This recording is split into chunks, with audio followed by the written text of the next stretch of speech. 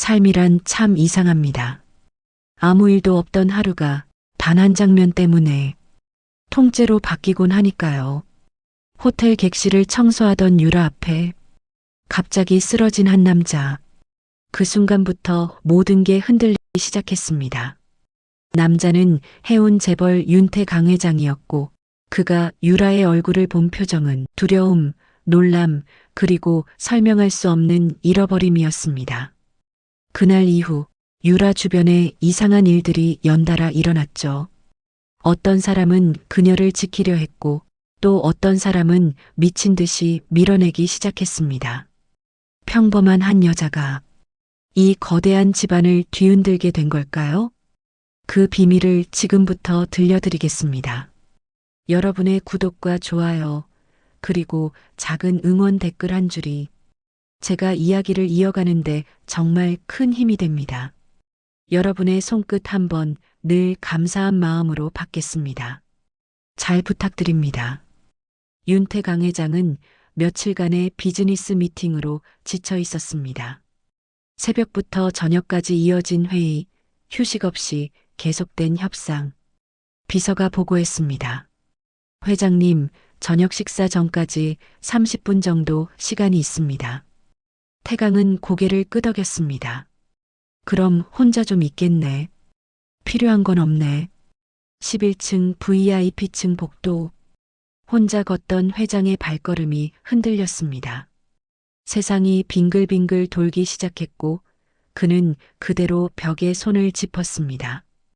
쿵! 낮고 묵직한 소리와 함께 윤태강은 바닥에 무너져 내렸습니다. 바로 그 시각 신유라는 11층 객실 청소를 하고 있었습니다. 21살, 호텔 하우스키핑을 1년 넘게 하면서 그녀는 단 한 번도 성의 없이 한 적이 없었습니다. 손님이 남긴 머리카락 하나, 침대 시트의 주름 하나까지 모두 신경 썼습니다. 직원들은 농담처럼 말하곤 했습니다. 유라야, 너는 성실함이 직업인가 봐. 하지만 유라는 웃기만 했습니다. 성실함이 아니었습니다. 살아남기 위해 배웠던 습관이었으니까요. 태어나서 줄곧 보육원에서 자랐던 그녀. 20살이 되어서야 처음 사회에 나왔습니다. 세상에 나가려면 누구보다 더 열심히 해야 한다고 배웠습니다. 그렇게 청소하던 중이었습니다. 낮고 묵직한 소리가 들렸습니다. 유라는 발걸음을 멈추고 복도를 바라봤습니다. 그리고 그 순간 복도 끝에서 한 남자가 벽에 손을 짚은 채 비틀거리다 그대로 쓰러졌습니다. 반사적으로 유라는 달려갔습니다. 괜찮으세요? 들리세요? 그의 옷차림은 단정한 정장이었습니다. 고급 시계, 중후한 분위기. 백발이 성성했지만 얼굴에는 여전히 힘이 남아 있었습니다. 하지만 지금 그는 의식을 잃고 있었습니다. 유라는 심박을 체크했고 즉시 프론트에 연락했습니다. VIP층에서 손님이 쓰러졌어요. 119도 부탁드릴게요. 그 순간이었습니다. 남자의 눈이 천천히 떠졌습니다. 초점 없는 눈동자가 유라를 향했고 정신이 명확하지 않은 상태. 거의 신음에 가까운 목소리였습니다. 현우. 야.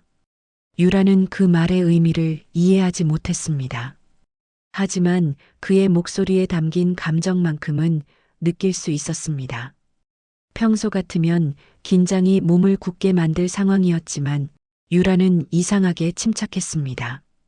먼저 환자가 의식이 있는지 확인을 해야 해서 부드럽게 어깨를 흔들어 말을 걸었습니다. 선생님? 선생님? 마치 이런 순간을 여러 번 겪어본 사람처럼. 그리고 그때였습니다. 쓰러져 있던 남자의 눈이 아주 천천히 슬며시 열리더니 유라를 바라봤습니다. 눈동자가 흔들렸습니다. 두려움, 놀람, 그리고 도저히 설명할 수 없는 어떤 감정. 유라는 그 표정을 평생 잊지 못할 겁니다. 그는 숨을 내쉬며 마치 꿈에서 사람을 보는 것처럼 조금씩 가까이 얼굴을 바라보았습니다. 현우야. 하지만 말은 흐릿하게 사라졌고 그는 다시 의식을 잃었습니다. 호텔 직원들이 왁자지껄 달려오는 동안 유라는 계속 그의 손을 주무르고 넥타이를 풀고 셔츠 단추를 땄습니다. 그저 누군가 곁에 있어주면 좋을 것 같아서 구급대원이 들것에 그를 실으며 말했습니다. 수고 많았어요. 응급 대처를 잘하셨네요. 아가씨 아니었으면 위험했을 수도 있어요. 119가 도착했고 그는 실려갔습니다. 직원들의 웅성거림이 들렸습니다. 저분, 윤태강 회장님 아니야? 해운 재벌이잖아. 유라는 귀가 번쩍 뜨였습니다. 하지만 자세히는 몰랐습니다. 보육원에서 자란 그녀에게 재벌의 세계는 너무 멀었습니다. 그날 밤, 하은에게 전화가 걸려왔습니다. 보육원 시절부터 자신을 돌봐주던 사람, 유라에게 있어 가족 같은 존재였습니다. 유라야, 뉴스 봤어? 오늘 호텔에서 쓰러진 사람, 해운 회장이래. 유라는 작은 목소리로 대답했습니다. 이모, 저 그분 구했어요. 전화기 너머에서 하은의 숨이 멈췄습니다. 그 침묵 속에는 뭔가가 있었습니다. 마치 이 우연이 아니었다는 듯한. 유라, 괜찮아? 하은의 목소리에는 어딘가 떨림이 있었습니다. 며칠 뒤, 유라는 회사에서 갑자기 VIP 사무실로 오라는 연락을 받았습니다. 심장이 철렁했습니다. 혹시 문제가 있었던 걸까? 혹시 자신이 뭔가 잘못했을까? 바닥에 떨어진 먼지 하나만 봐도 죄책감을 느끼는 유라. 손에 땀이 흥건했습니다. 문이 열렸습니다. 정장 입은 중년 남성이 부드럽게 웃었습니다. 신유라 씨 맞죠? 회장님께서 직접 뵙고 싶다고 하십니다. VIP 응접실 문이 열렸고 그 안에는 며칠 전 복도에서 쓰러졌던 그 남자가 차분히 앉아 있었습니다. 윤태강 회장이었습니다. 그는 유라를 보는 순간 움직이지 않았습니다. 입이 다물어지지 않았습니다. 그의 눈빛은 감사도 호기심도 아니었습니다. 그것은 아주 오래전 잃어버린 무언가를 다시 보는 사람의 눈이었습니다. 유라는 그 눈빛에 묘하게 조여오는 가슴을 느꼈습니다. 그리고 그때였습니다. 응접실 문이 벌컥 열리며 누군가 들어왔습니다. 할아버지, 도대체? 까맣고 반짝이는 긴 생머리, 명품 가방, 화려한 옷차림, 윤세희, 윤태강의 손녀라 불리는 아이였습니다. 세희는 유라를 보는 순간 표정이 굳었습니다. 누구? 이 사람? 태강은 말없이 유라를 바라봤습니다. 마치 대답하지 않아도 이미 무언가를 알아버린 사람처럼. 그날 이후 한 소녀의 인생이 변하기 시작합니다. 누군가는 따뜻하게 손을 내밀었고 누군가는 미친 듯이 밀어냅니다. 아무것도 모른 채 평범하게 살아오던 유라의 세계가 거대한 재벌가의 무게에 흔들리기 시작한 것입니다. 왜 한 소녀의 삶이 거대한 재벌가를 뒤흔들게 되었을까? 그 비밀은 천천히 조각조각 드러나게 됩니다. 호텔 로비는 평소보다 훨씬 조용했다. 직원들은 서로 눈치를 보며 일하는 척했지만 시선은 모두 같은 사람에게 향해 있었다. 신유라. 며칠 전 단순히 쓰러진 손님을 도왔던 일. 유라는 그 일이 이렇게까지 커질 줄 상상도 못했다. 무엇보다 회장이 직접 호텔로 찾아와 두 손을 잡고 말했던 그 순간. 내가 아니었으면 나는 오늘 이 자리에 없었겠지. 그 말 자체보다 그 말을 할 때 회장이 보여준 눈빛. 그 익숙한 듯한 설명할 수 없는 떨림. 그 표정이 유라의 마음에 계속 남아 있었다. 다음 날 직원 식당에 들어서자 대화가 순식간에 멎었다. 맞지? 회장님 도와준 아가씨. 근데 회장님이 직접 찾아왔다며?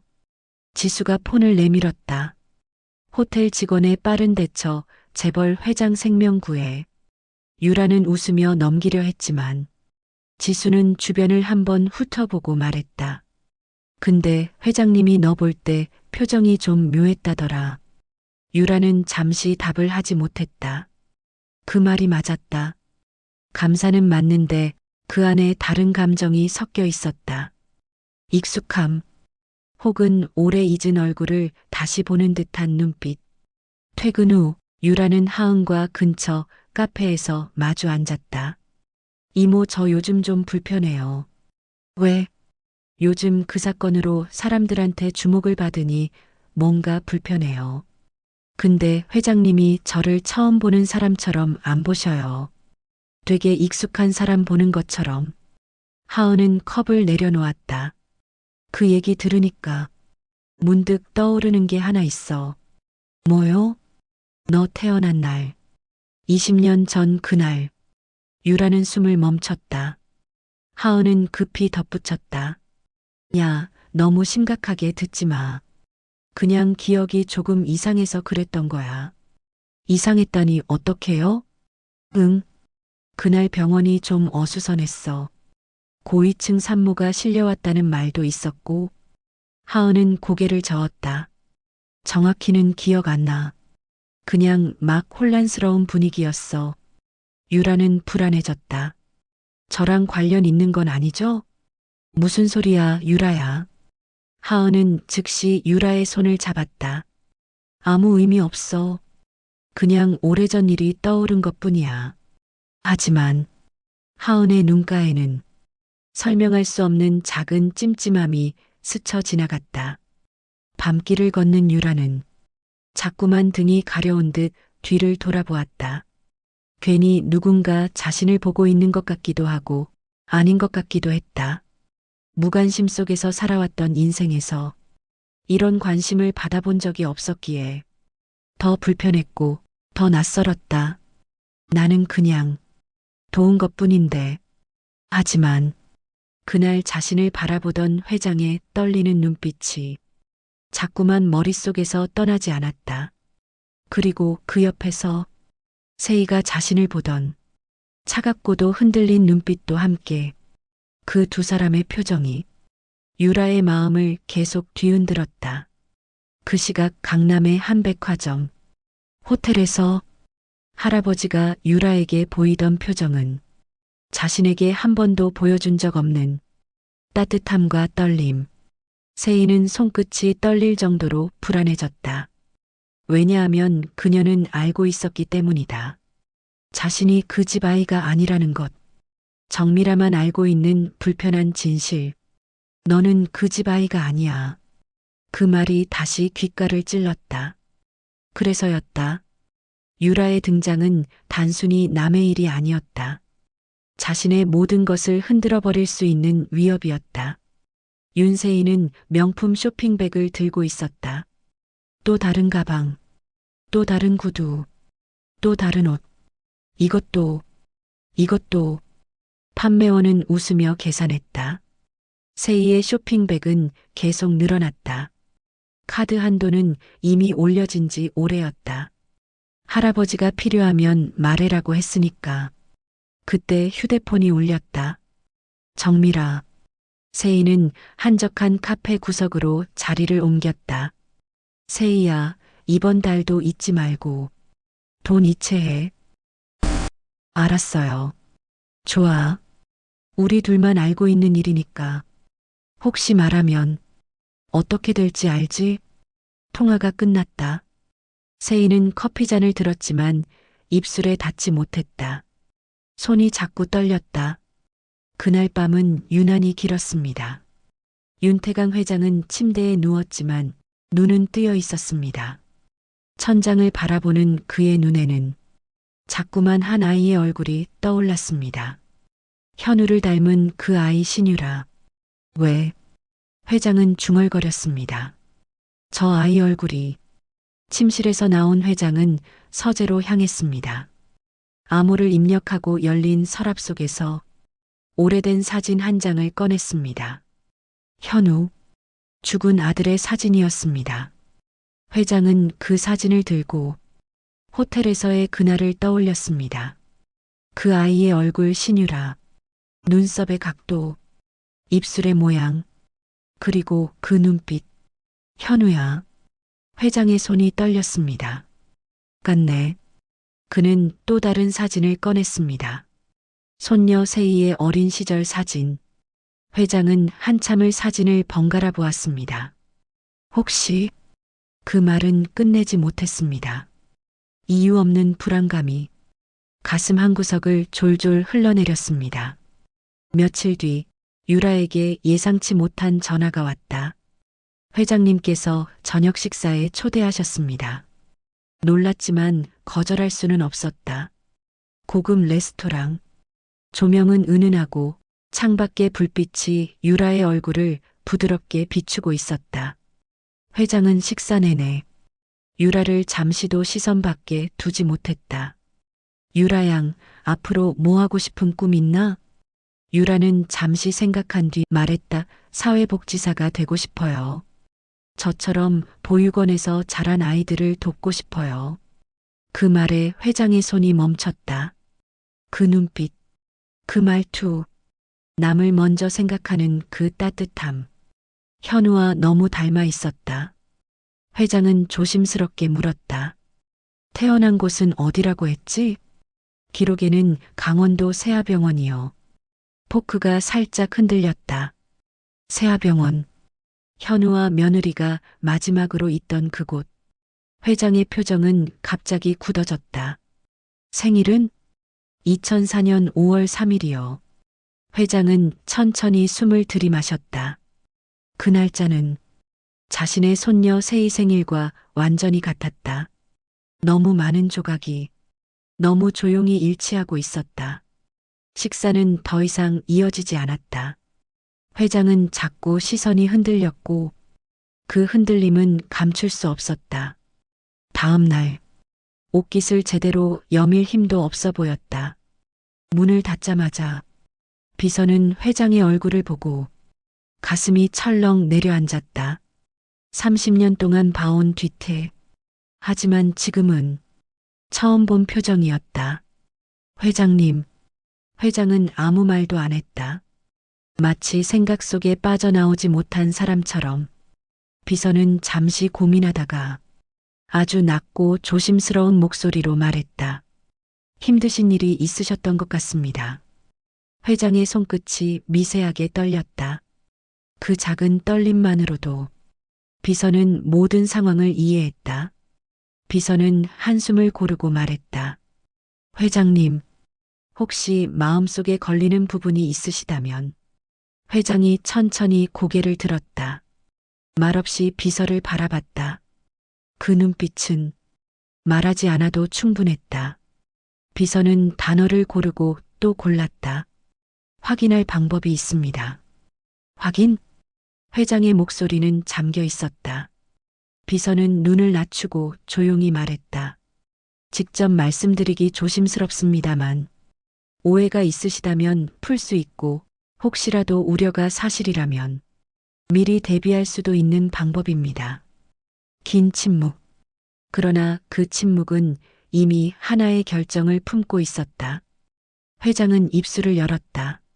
아무에게도 알리지 마라. 비서는 고개를 깊숙이 숙였다. 예, 회장님. 단 한 사람에게도 새지 않도록 제가 조용히 진행하겠습니다. 바람이 거세게 불던 어느 저녁, 하은은 퇴근길에 호텔 뒤편 작은 골목에서 낯익은 목소리를 들었다. 나도 힘들어, 세희야. 브레이크가 걸린 듯 하은의 발걸음이 멈췄다.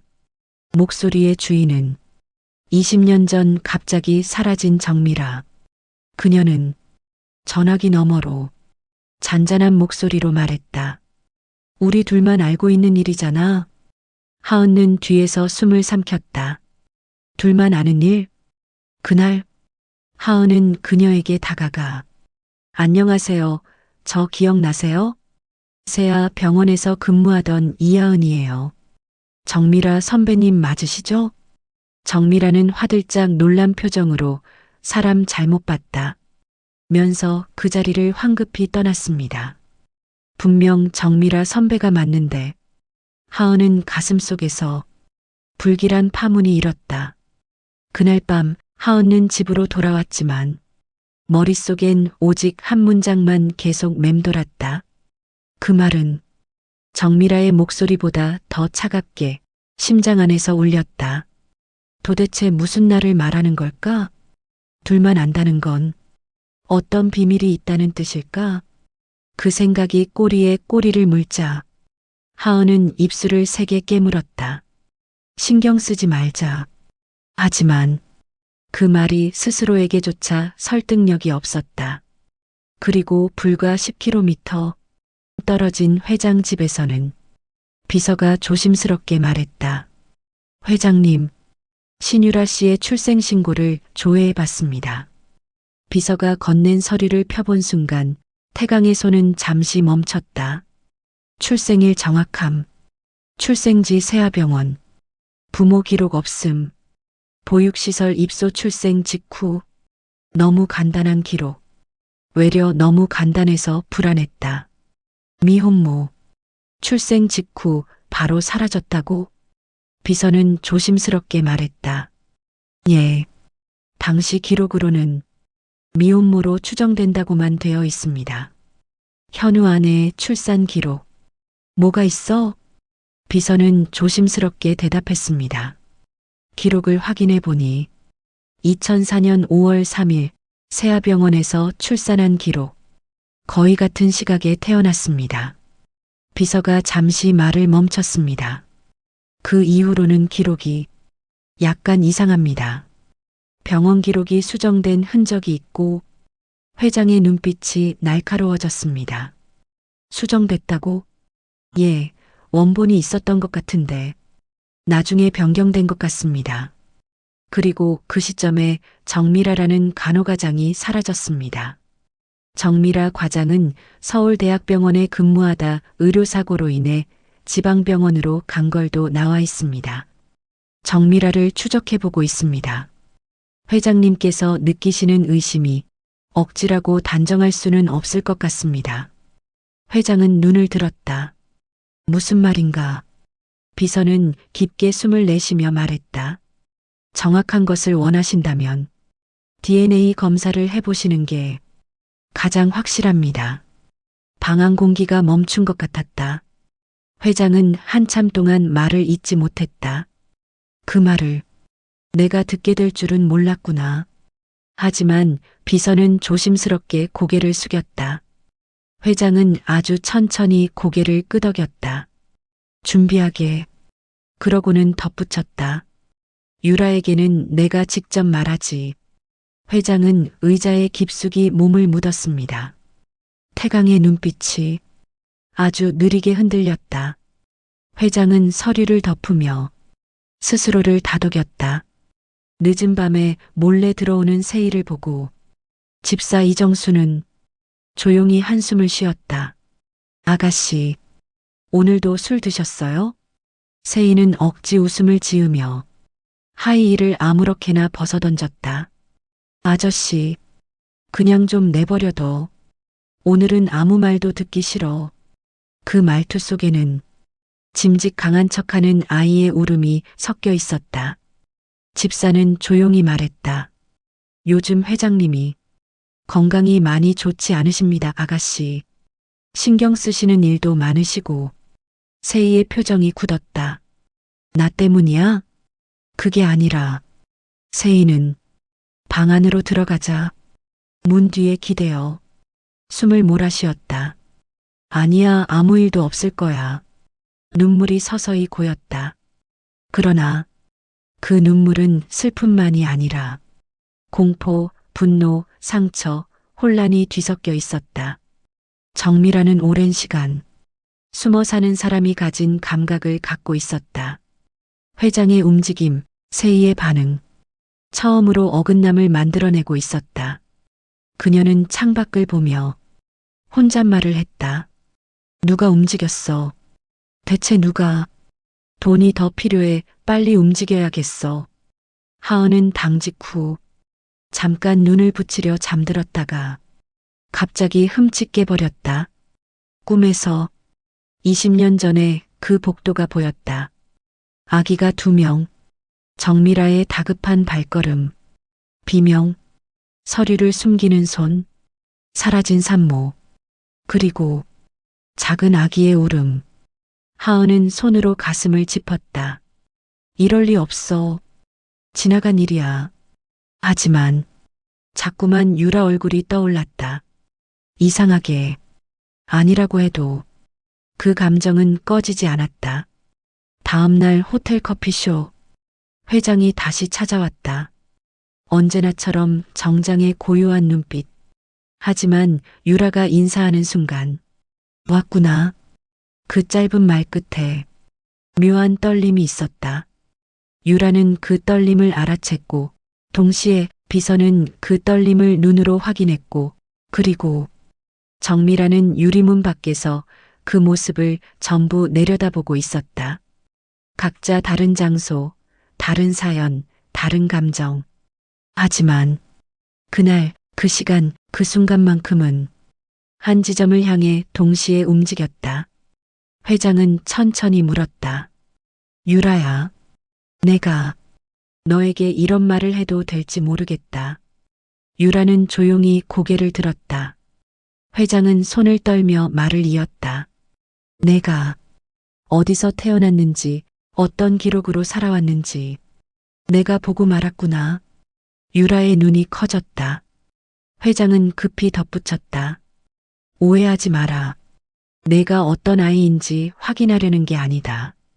그저 내가 계속 마음이 흔들려서 이유를 알고 싶다. 잠시 후 회장은 가장 조심스러운 목소리로 말했다. 혹시 가능하다면 유전자 검사를 함께 해줄 수 있겠니? 부탁하마. 내가 상처받을까 두렵지만 확인하지 않으면 나는 말을 끝맺지 못했다. 유라는 가슴이 조여들었다. 비서는 펜을 떨어뜨렸다. 세희는 핸드폰을 놓쳤다. 정미라는 손가락이 떨렸다. 그리고 문고리처럼 진실의 문이 아주 느리게 돌아가기 시작했다. 병원에서 유전자 채취는 금방 끝났다. 유라 입안을 스치는 면봉 하나, 회장의 뺨 옆을 지나는 면봉 하나. 짧았지만 그 순간 두 사람은 자기 인생에서 가장 긴 10초를 지나고 있었다. 병원을 나서며 유라는 조심스럽게 물었다. 만약 아니면 어떡해요? 회장은 고개를 저었다. 결과가 어떻든 나는 이미 너를 소중히 여기고 있다. 그 말에 유라는 눈시울이 붉어졌다. 정미라는 직감했다. 이제 정말 끝이구나. 그 순간 전화기를 꺼내 세희에게 전화를 걸었다. 세희야. 세희는 손이 떨린 채 받았다. 왜요? 정미라의 목소리는 평소보다 훨씬 빠르고 날카로웠다. 큰 돈이 필요해. 이번이 마지막이야. 오늘 중으로 준비해. 세희야, 지금 내가 살아남으려면 이 돈이 필요해. 나도 너도 둘 다 끝장나고 싶지 않으면. 세희는 핏기가 가신 얼굴로 휴대폰을 떨어뜨렸다. 어떻게 마련해. 방 안에는 한 번도 뜯지 않은 쇼핑백들이 바닥에 켜켜이 쌓여 있었다. 구두, 가방, 최고가 코트. 세희는 손이 떨린 채 명품들을 하나씩 꺼냈다. 그리고 옷걸이에 있던 새 가방을 거칠게 꺼내며 중얼거렸다. 이틀 뒤 늦은 밤 서재문의 비서가 조용히 노크했다. 회장님, 결과가 나왔습니다. 테이블 위에 놓인 봉투. 20해 동안 잃어버린 시간의 무게가 종이 한 장에 담겨 있었다. 회장은 봉투를 오랫동안 바라보다 떨리는 손으로 그것을 열었다. 바스락. 비서가 조용히 읽었다. 북의 일치율 99.999%. 회장은 눈을 감았다. 신유라 씨는 회장님의 친손녀가 맞습니다. 그 말 한 줄이 가슴을 강하게 쥐어짜듯 밀려왔다. 숨이 멎는 듯했다. 현우야, 내가 남긴 아이를 이제야 찾았구나. 그 말을 남기고 회장은 의자에 몸을 깊게 묻었다. 그 순간 그는 일어나서 바로 유라에게 달려가고 싶은 충동에 휩싸였다. 지금 당장 그 아이가 있는 곳으로 달려가고 싶지만 찾았다 유라야 찾았다 라고 말하고 싶었다. 하지만 그는 손으로 눈을 감싸며 그 뜨거운 마음을 억눌렀다. 아니다. 지금은 안 된다. 유라에게 이 진실을 말하는 일, 그건 급하게 흘러가는 감정으로 전할 말이 아니었다. 20해 동안 버텨온 아이에게 흔들린 목소리로 전할 만큼 가벼운 말이 아니었다. 그는 천천히 눈을 떴다. 다시 한번 봉투의 글자를 확인했다. 비서, 예, 회장님. 20년 전 병원. 전부 다시 뒤져. 누가 우리 아이를 빼앗았는지. 비서가 고개를 끄덕였다.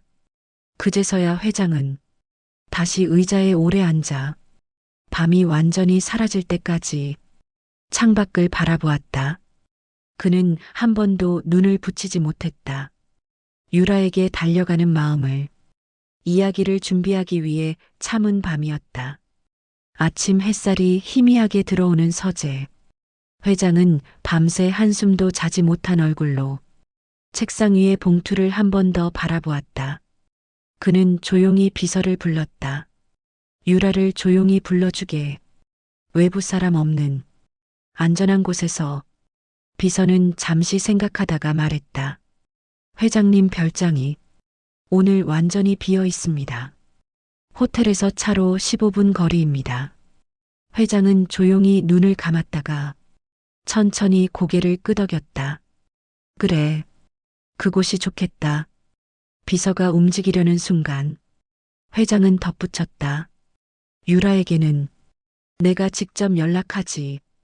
유라는 객실 시트를 개고 있었다. 그때 휴대폰이 진동했다. 윤태강 회장. 손끝이 순간 멈췄다. 여보세요?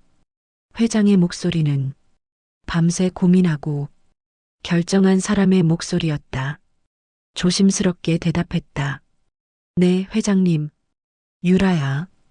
그 한마디에 유라는 본능적으로 느꼈다. 결과가 나왔구나. 혹시 지금 잠깐 시간 낼 수 있겠니? 유라는 침을 삼켰다. 오늘 새벽 조여서 일이 거의 끝나가요. 유라는 가슴이 쿵 내려앉는 걸 느꼈다. 어디로 가면 될까요? 회장은 한참 고민한 듯 아주 조용히 말했다. 회장은 잠시 숨을 고르고 말했다. 사람 많은 곳보다 조용한 곳이 좋겠다. 근처에 내 별장이 하나 있는데. 유라는 놀라 묻는다. 별장요?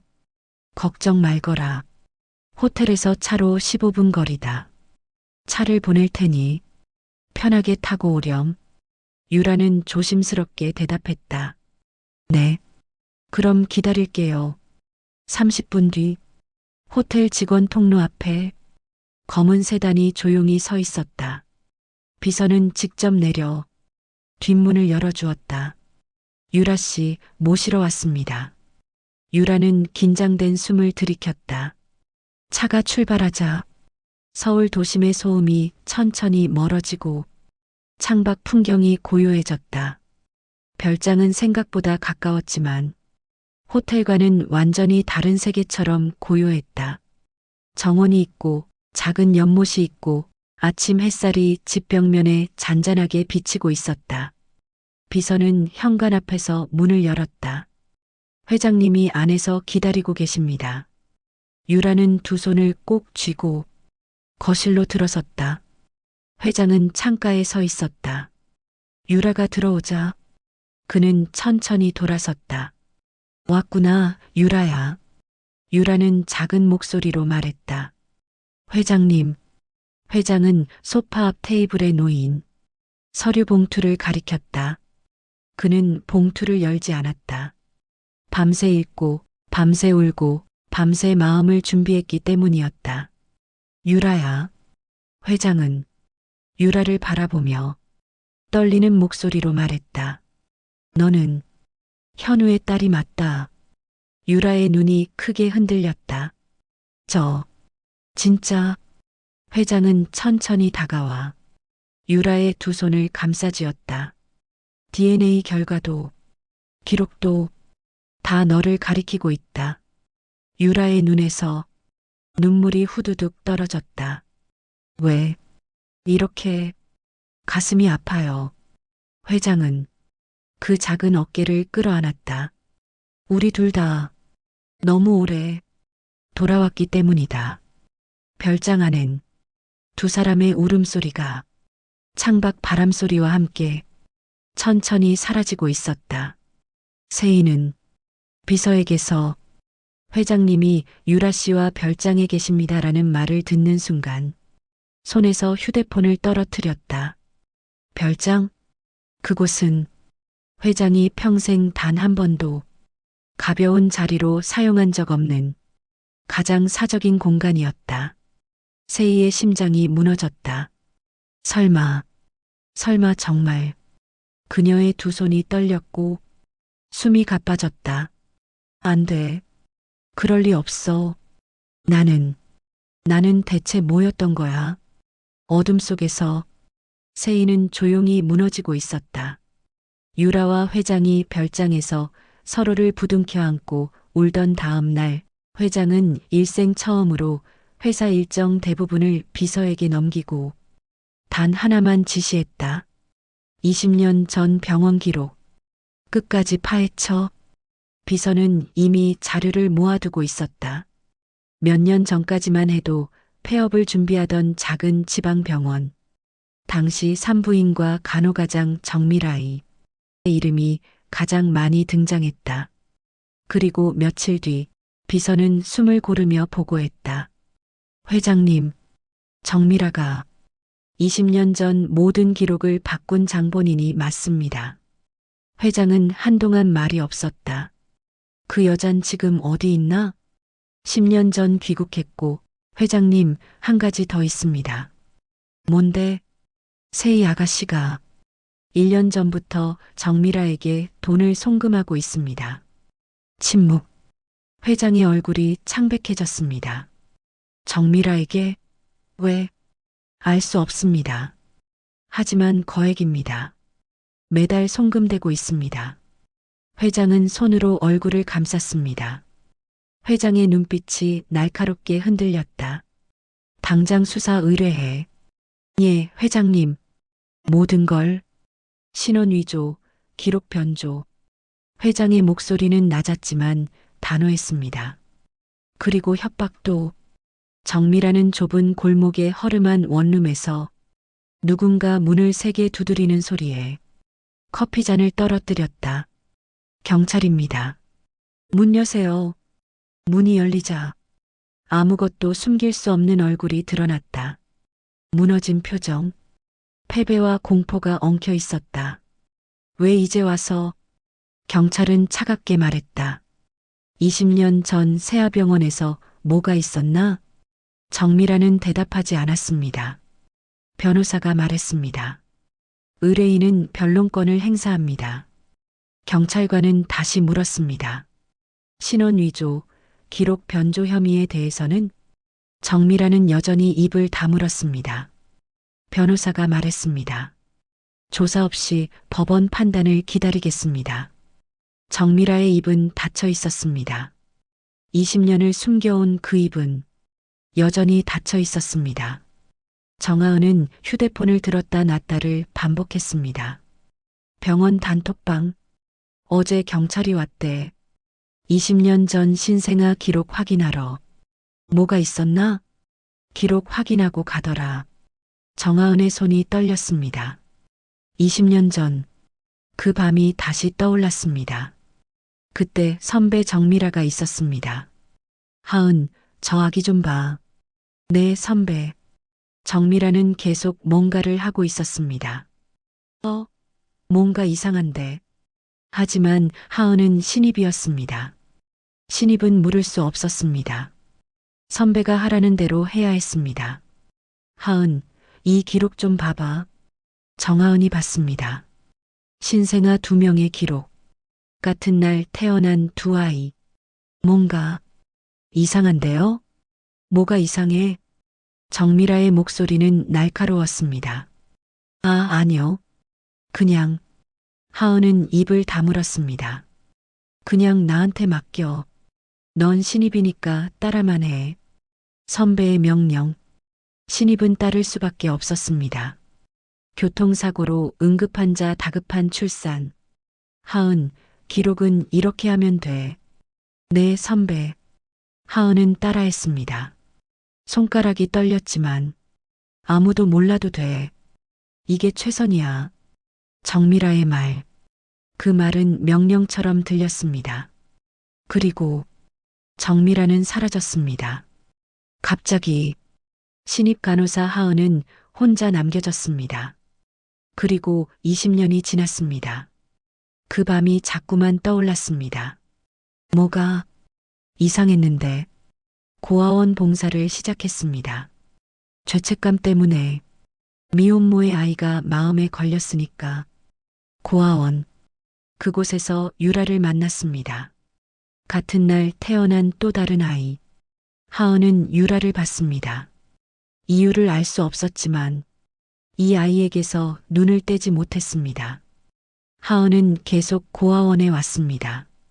유라를 이모처럼 돌봐주며 생일마다, 명절마다 계속 20년.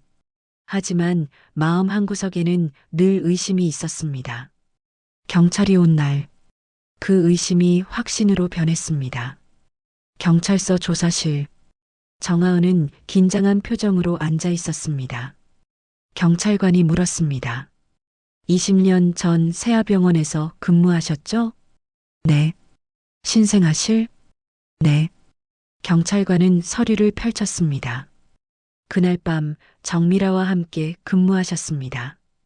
하은의 얼굴이 창백해졌습니다. 무슨 일이 있었나요? 침묵. 하은의 손가락이 떨렸습니다. 경찰관이 다시 물었습니다. 그날 밤 뭔가 기억나는 게 있나요? 하은은 한참을 침묵했습니다. 정신이 없었어요.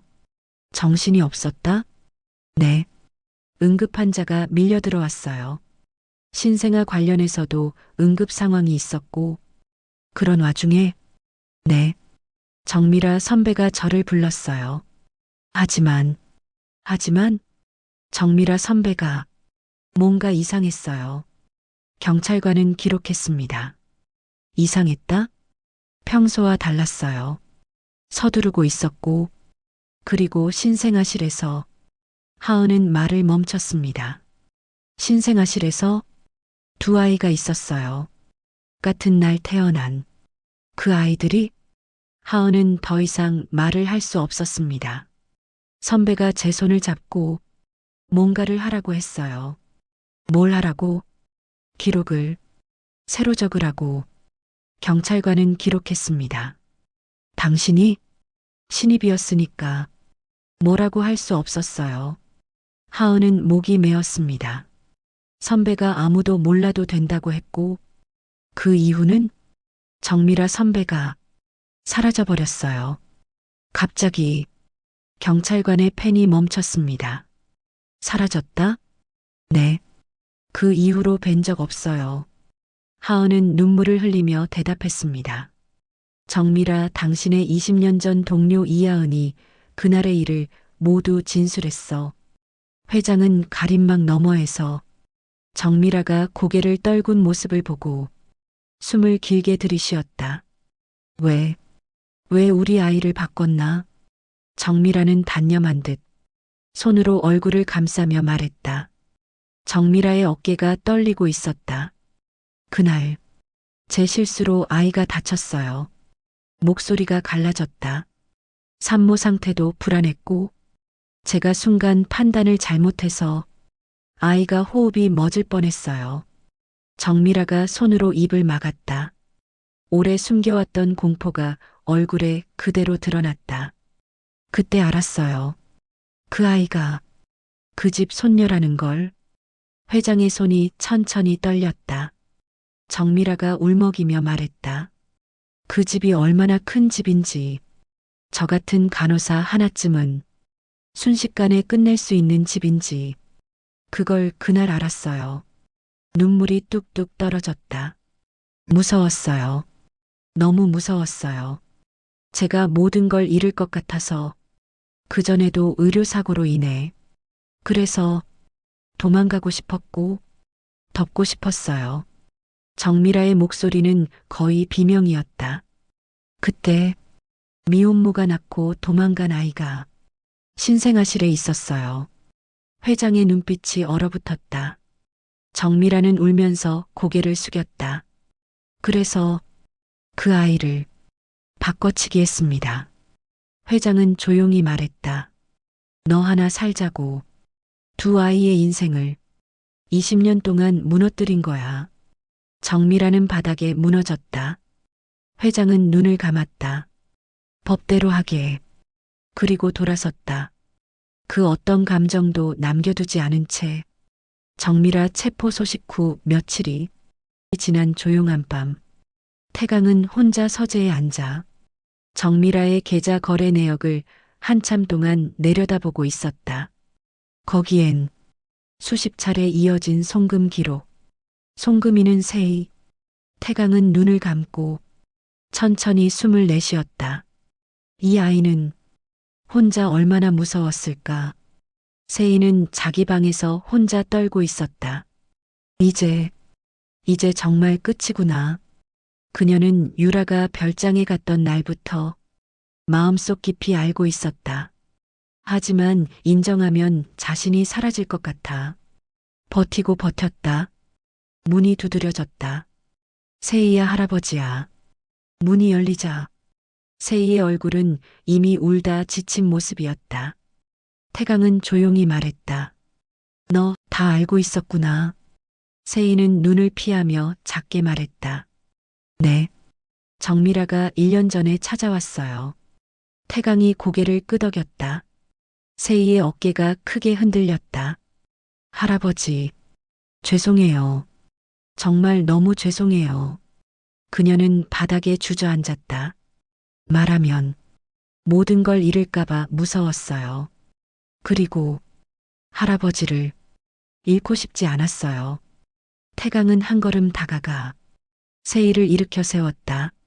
세희야, 너는 범인이 아니라 피해자다. 세희의 눈이 크게 흔들렸다. 정미라는 너를 이용했을 뿐이다. 세희는 숨을 몰아쉬며 흔들렸다. 넌 20년 동안 내 손녀였어. 세희는 눈물을 닦으며 말했다. 그게 더 미안해요. 저 할아버지 사랑 많이 받았어요. 알아요. 그래서 더 죄송해요. 태강은 애절하게 말했다. 너는 아무 잘못이 없다. 그러나 세희는 고개를 저었다. 그 말은 스스로를 용서하려는 아이의 마지막 용기였다. 태강은 한참 동안 말을 잇지 못하다가 세희의 손을 잡았다. 알고 있었다. 세희는 알고 있었다. 나는 이 집을 떠나야 한다. 며칠 후 세희는 조용히 유라를 찾아갔다. 유라는 놀란 표정으로 말했다. 세희야? 세희의 손이 미세하게 떨렸다. 미안해. 정말 미안해. 너만 보면 내가 사라질까봐 너무 무서웠어.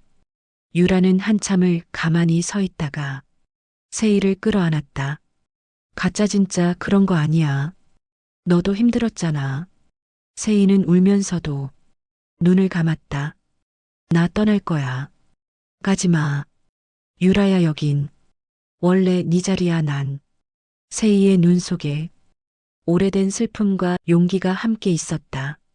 세희는 서랍을 열어 짐을 하나씩 꺼내기 시작했다. 옷을 접으며 손이 자꾸 흔들렸지만 멈추지 않았다. 그때 방문이 천천히 열리고 윤태강 회장이 조용히 들어왔다. 세희야. 세희는 놀라 고개를 들었다. 그러나 금세 시선을 피하며 짐을 챙겼다.